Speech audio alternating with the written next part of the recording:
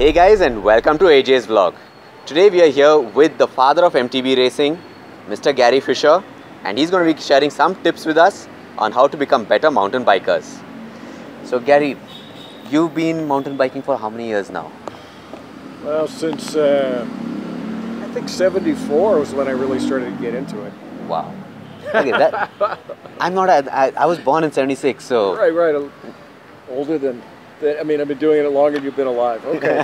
That's sort of scary, right? It is, but then I can imagine the vast amount of knowledge that you have, and probably how much you can share would be brilliant, amazing with us. Yeah. You know, it's I think it's really important. You want to become a better mountain biker, you need to have a challenge and a chance. It has to be not so ridiculous you can't do it, but it has to be something you can do. So this means the choice of the trail you're going to ride, because a beginner, they should start on something that's pretty easy, relatively easy. But even more important than that is somebody you ride with. And the person should be better than you, but not up here. Then you'll never do what they do. And you follow them. And you don't follow really close. You follow behind, you give yourself a little space. And you see what they do, you follow them. And they're doing it, so you can do it. And you get this attitude, they're doing it, I'm doing it. They're doing it, I'm doing it. They're doing it, and I do it. And sometimes you do that and you look back and go, wow, I just did that? Unbelievable. So this is sort of the, helps the progression. And then the bike, well, it has to be right. If you got suspension, you have to have it set up right. It really makes a big difference of how it works, Tire pressure, it has to be right.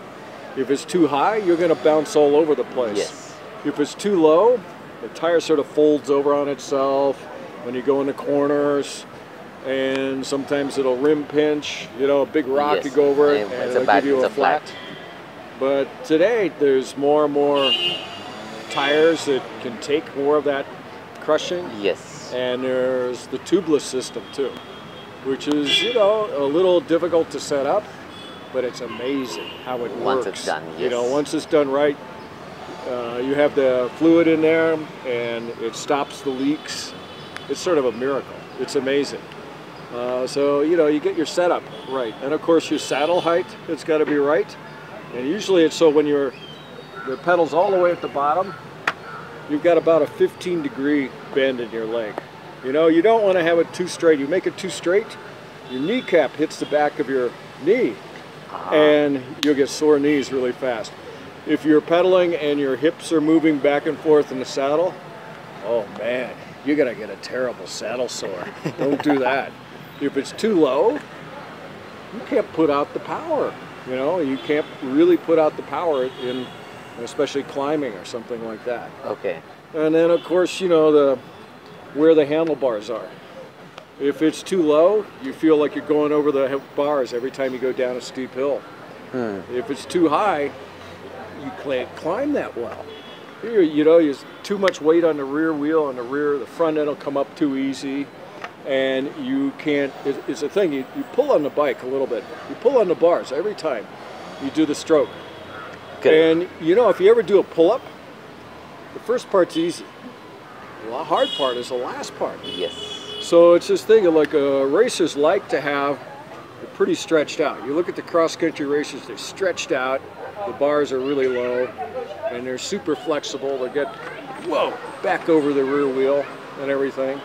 And it's funny, bikes are really different than motorcycles in that the center of gravity of the bike and the rider, it's high. It's up here. The center of gravity of a motorcycle and a rider, it's down way there. Down there, yes. Way down there. So what we do in bikes is we move back and forth on a mountain bike. You climb. When you climb, you get up on the nose of the saddle a little and you push up here. Otherwise, your front wheel will lift up too much. Correct. If you don't have enough weight on the front wheel, it won't turn the bike. And then on the downhill, you're playing this game of sometimes you got to be back over it when you're going over a drop-off or you got something you're going to hit. Otherwise, you're going to go over like that. And if you're too far back, that's a big mess too. So what happens there is that You go into a flat corner, there'll be no weight on the front wheel. The front wheel will just slide right out. Correct. It'll be gone, you know. And so it's a game. We're always playing back and forth. It's much more acrobatic than a road bike. You know, there's much more movement on the bike. Yes. And that's actually a really good thing, because on a road bike, you're in this one position, and sometimes you're riding on the flats or something, and you're just sitting in that position, and man, it starts killing you. Yes. You know, and then I you got to know get what- out of the saddle and do things just to like Just free to stretch things a up little bit, yes. a little bit. But the mountain bike, we don't suffer that nearly as much because we're in and out of the saddle, we're pushing back and forth on the bike and everything. Correct. It's much more of a dance. So awesome. So the first thing is to set a goal which is just out of reach, but not so far that it's unachievable. That's right. And next is to make sure your bike is set up right for you. Right. These are two main takeaways from. Yeah, that you're, you know, depending on how much you weigh, that's a big deal. You know, you got to have the tire pressure right, the shock's got to be set up right, and a shock. I mean, it's a lot of time we use air shocks now, Correct. and so you can just put in more air or take out air. That's easy. But then the harder part is the dampening, and there'll be compression dampening, which is the dampening going down, and rebound dampening, which is the dampening going up. Level up. You have to have dampening or this thing's going to move like this all the time. You're going to be bouncing around like crazy. And you won't be able to control the bike on. No, it's a mess. I mean, really good suspension is, you know, you have a bike with really good suspension, a bike with lousy suspension. The two bikes, you'll come up coasting into a patch of big rocks, a lot of rocks, and the guy with the good suspension, it'll just go right away. No one's on the brakes, nothing. This bike will go forward. This one will go back more. And that's just because of the suspension and how it's set up. How quick it goes and goes over the, it's got to go quick enough to really follow the terrain, so your wheel follows the terrain, but not so quick that you're bouncing back from it, you know, the rebound and everything. So it's pretty subtle, and it's good to get somebody with a lot of experience to help you with the setup.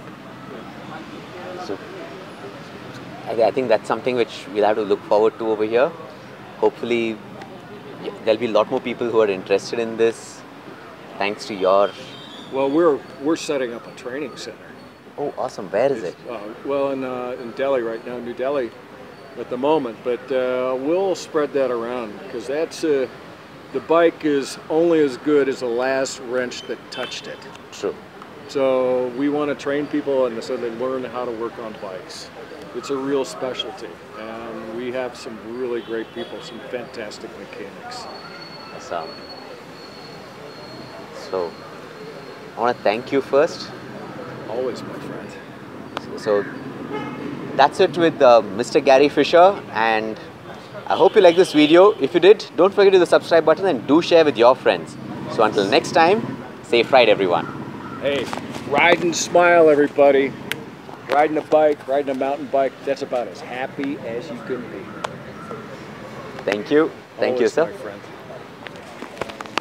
Cool.